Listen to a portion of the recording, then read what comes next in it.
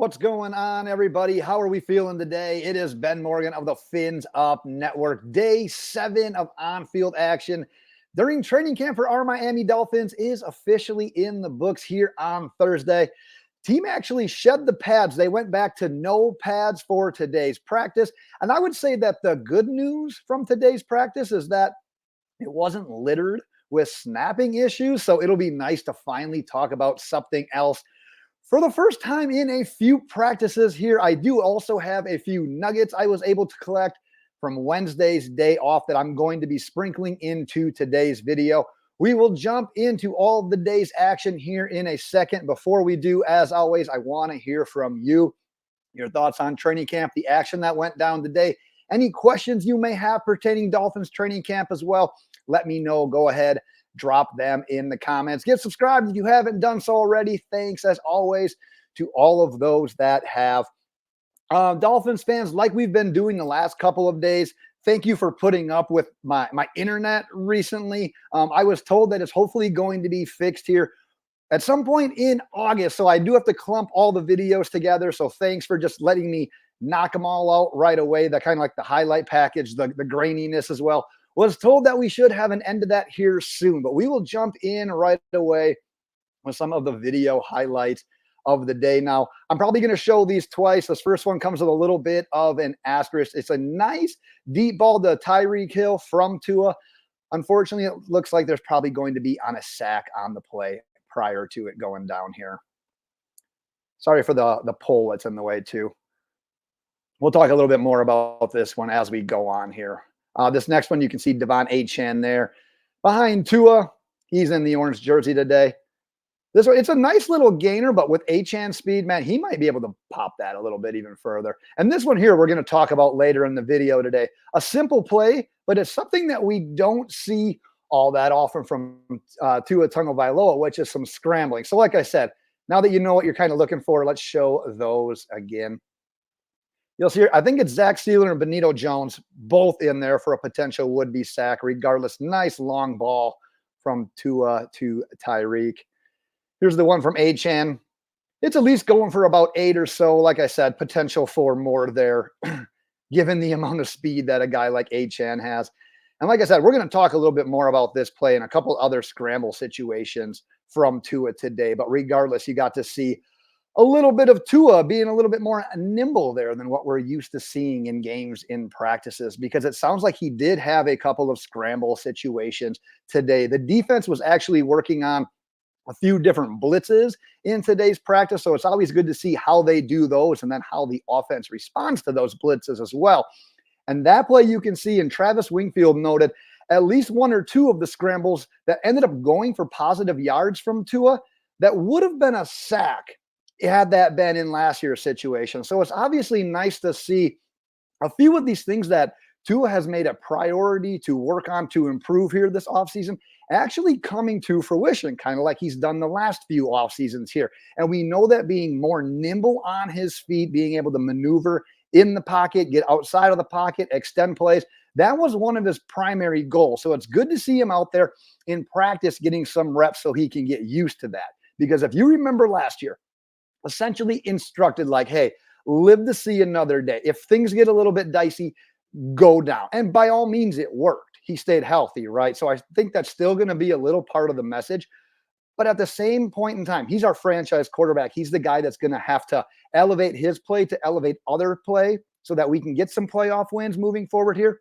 You can't always play quarterback in a limited capacity like that. So being able to identify the blitzes a little bit sooner, being able to have the nimbleness to be able to escape the pocket, find a little bit of a lane, get a few yards, and then get down.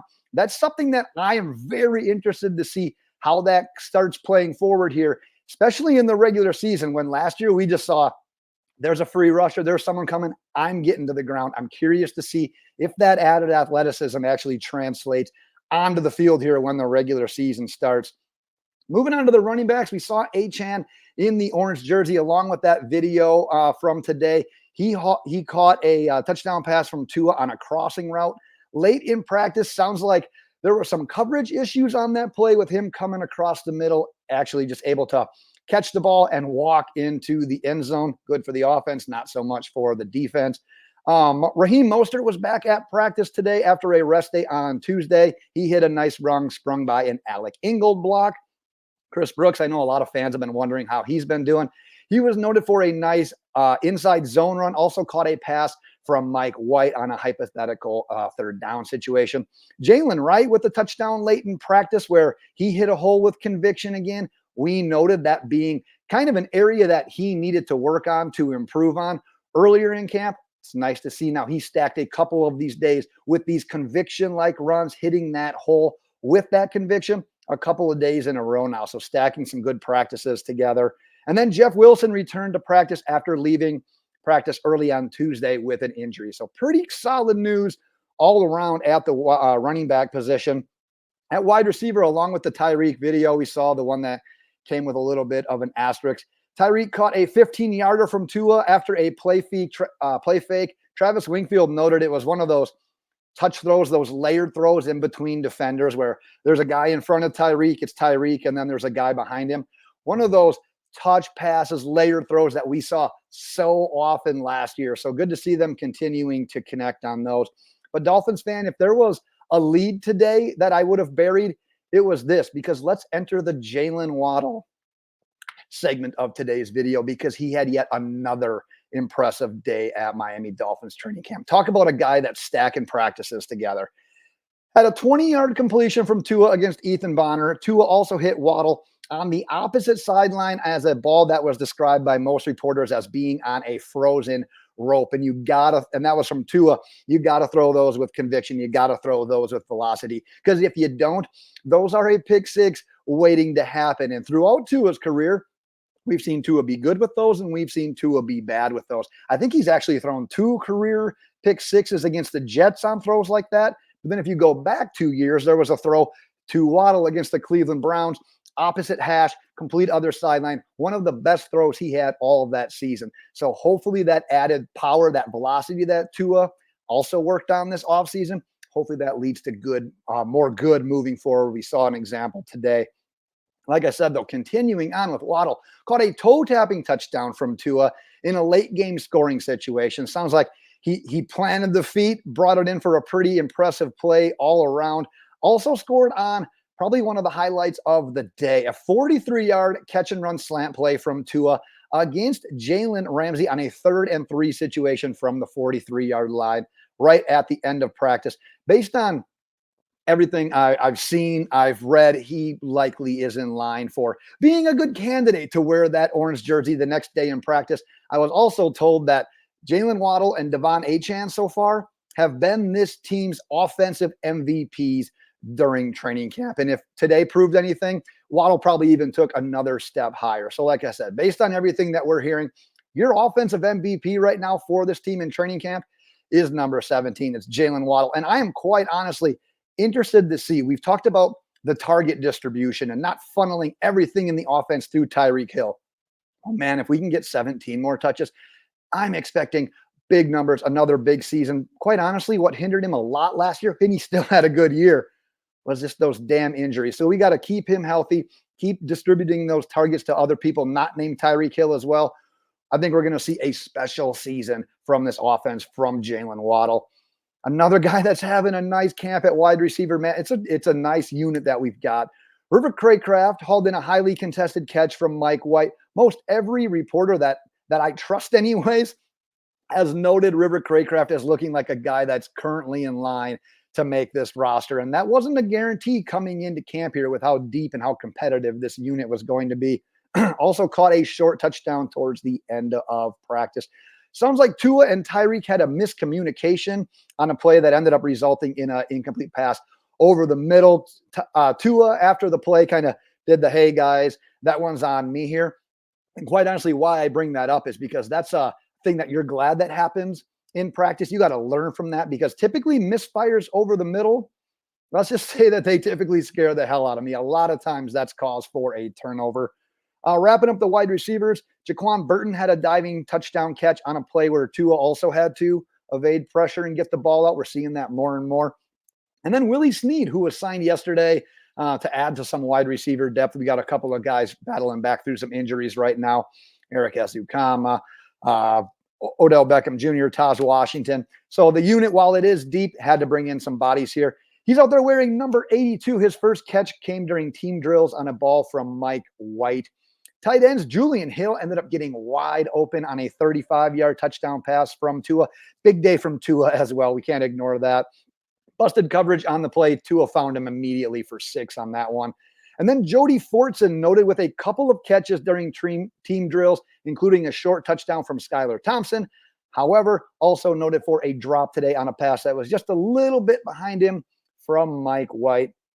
Offensive line. So we saw one note of a low snap to Skylar Thompson. I'm unsure who the center was, given the fact that it was Skylar Thompson. Is probably one of the backup guys there. I believe still the pass ended up getting completed to Hayden Rucci as well. But one of the nuggets that I wanted to bring up was the fact that Tua, Aaron Brewer spent more than an hour together on Wednesday, their day off where they weren't on the field with everything. And one of the primary things that they worked on, solely snapping the ball. So by all accounts today, seems like that's paying off right now. And speaking of Aaron Brewer, noted for maintaining his block for 10 yards downfield to the perimeter on an end around. Like I said, there's no doubting Aaron Brewer's athleticism, what he can do down the field as a pulling blocker, as just a blocker that can maintain a block that far. We just got to make sure he can snap the ball and see how he holds up in pass protection. We'll turn our attention over to the defense, where Deshaun Hand-Chop Robinson teamed up for a would-be sack of Skylar Thompson on a 4th and 1 situation play. It sounds like the play just took a little bit too long to develop. Tier Tart had a tackle for loss on a Jalen Wright carry. Quentin Bell, yet another training camp sack, got in there today. This one coming against Tua. He ended up beating Kendall Lamb on the play. Linebacker-wise, Jordan Brooks, he was able to fire off the edge, gets the hands up in the way of a now quick throw over to Tyreek Hill. But Travis Wingfield noted that Jordan Brooks has made plays in just a multitude of ways during training camp, whether it's been in the run game, in the pass game, coming off the edge like what we saw today. He is looking like a very nice addition to this linebacker room. We'll wrap things up in the secondary. A little weird secondary special teams nugget. Sounds like Jalen Ramsey would have blocked a field goal in today's practice. He ended up holding up just to not do it, not hurt anyone, obviously. Interesting special teams nugget regardless. And then another special teams nugget, Javon Holland fumbled a punt return as obviously the returner. Interesting to see him back there. I know that he's been back there a little bit in the past as well. Quite honestly, I just think with the guys that we have, I think we can do a little bit better than Javon Holland in that department. Just wanted to let you know that he was back there getting some reps. Kader Kohou noted, sorry about that, with a pass breakup on a pass to Tyreek Hill.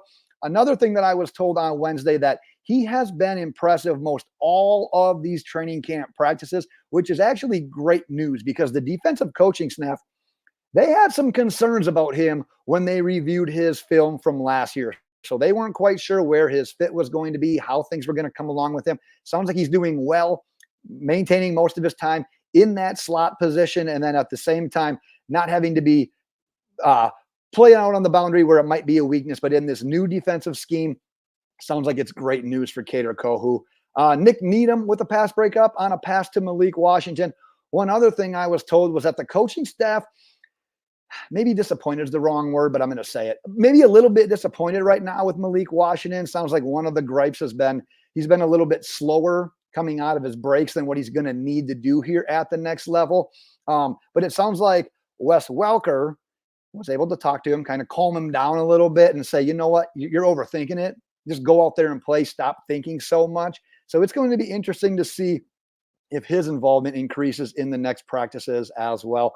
One final nugget from the secondary, another animal name on our team. Storm Duck credited with a pass breakup on a play from Mike White to Braylon Sanders on a play that would have gone for a touchdown without him getting his hand in there and the breakup. Miami Dolphins fans, we will wrap it right there for today. Practice does resume on Friday, so we will be back then. But like I said, any thoughts from training camp practice today in general, go ahead, drop them in the comments. Any questions that you would like to ask of me, go ahead, drop them in the comments as well. And like I said, practice resumes tomorrow. So I will be back then for you as well. But until then, Miami Dolphins fans, fins up.